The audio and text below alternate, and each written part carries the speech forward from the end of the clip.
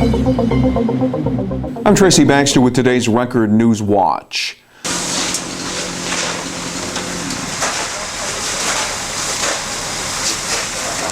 The preliminary word from the scene, the two-alarm fire is suspicious. Firemen from the city of Newburgh got the call shortly after 8 this morning. A condemned and vacant house at 187 Carson Avenue was ablaze. And the fact that the two-family house was boarded up made attempts to extinguish the flames even more challenging. We got into the building and found at the upper floor, the attic, which is also a livable space, was heavily involved in fire, but because this building was condemned and boarded up, it really contained a lot of the heat and smoke for a long time. When we opened it up, it was heavy fire on the top floor.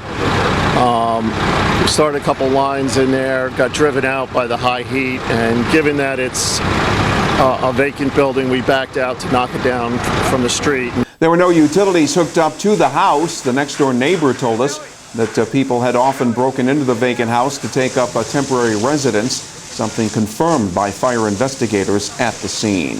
There's evidence to suggest there were people squatting in the basement area. We actually found couches arranged, like a living space, and the candles were lit. And those candles had nothing to do with the fire itself. There's really no fire damage at all in the basement area. No one got hurt. The quick response from firefighters kept the flames from spreading to the house next door.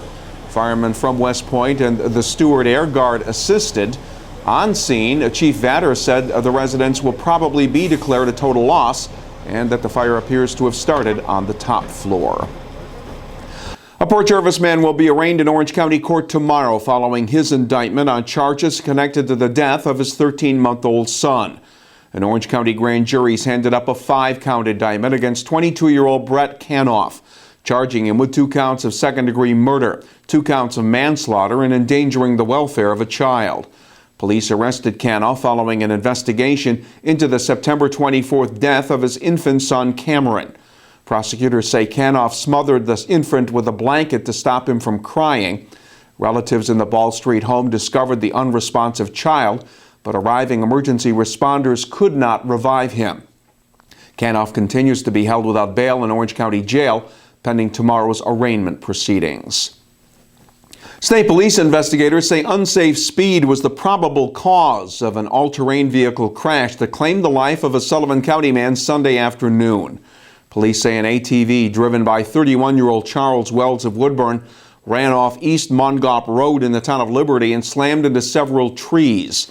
A witness called 911, alerting state police to the crash. Wells was later pronounced dead at Catskill Regional Medical Center in Harris. Last week, Ulster County Health Department officials confirmed 2 cases of Legionnaire's disease at the Governor Clinton Senior Housing Complex in Kingston. The disease is spread through bacteria in water vapor, and those most at risk of contracting the potentially fatal disease are those 65 and older who develop symptoms similar to pneumonia. A new water filtration system has been installed at Clinton Housing since the Legionnaire's cases were confirmed, and seniors living there are currently under water restrictions. Reporter Jeremiah Horrigan paid a visit to the housing complex to speak with residents about the situation.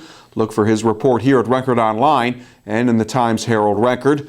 Now, back in 2010, 2 people were diagnosed with Legionnaires at Golden Hill Infirmary in Kingston. In that case, one of the 2 elderly women died. And could Tuxedo be back in the mix when it comes to a place for Greenwood Lake students to attend high school? Well, tonight, the Greenwood Lake School Board could decide whether or not to add Tuxedo's George Baker High School to its list of options that currently include high schools in Warwick and Chester. Greenwood Lake residents have been lobbying to have the board reconsider Tuxedo. And Tuxedo's school board has decided last month to lower its proposed tuition rate in an attempt to get the Greenwood Lake board to reconsider its planned student shift to either Chester or Warwick next school year. Greenwood Lake students currently make up 80% of the student body at Tuxedo's Baker High School. More clouds are in the Wednesday forecast, but Thursday could be the nicest day of the week weather-wise. Wednesday will be mostly cloudy with the chance of a passing shower. The highs will reach the mid-60s. Thursday will be mostly sunny, but on the cool side, with temperatures expected to top out in the low 60s.